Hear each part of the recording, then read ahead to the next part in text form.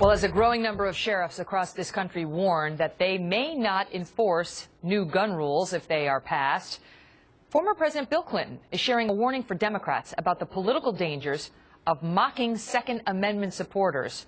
And it appears our former president may not exactly be shoulder to shoulder with our current president on this issue. Joining me now, Lars Larson, a syndicated radio host and Second Amendment advocate, and Sally Kohn, who's a political commentator and Fox News contributor. So Bill Clinton stands up to a group of Democratic donors and others and says on Saturday, do not patronize the passionate subjects of your opponents by looking down your noses of them. A lot of these people live in a world very different from the world lived in by the people proposing these things. I know because I come from this world.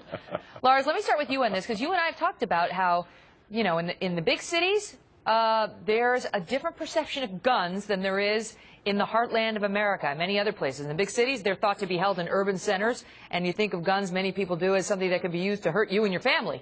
In the sort of heartland of America, they're thought of something to protect you and your family, and something that's a family heirloom has been your family for generations.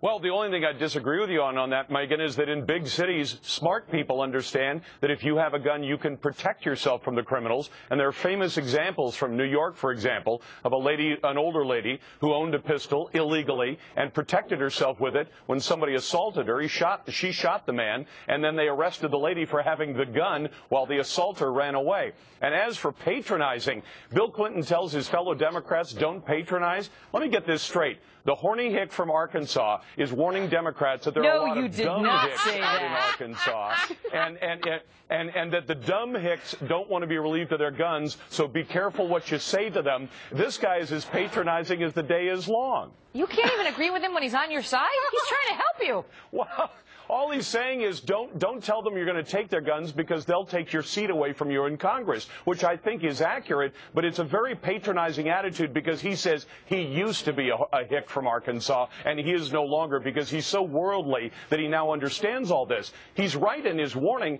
but he should be couching it in these terms. Americans value their liberties, and they may like their hunting and fishing, and the president says, well, that's all they've got left in their lives. How patronizing is that? He did say that. He said a lot of these people, all they've got is their hunting and their fishing, or they're living in a place, he said, where they don't have much police presence. And then he says, or they've been listening to this stuff for so long that they believe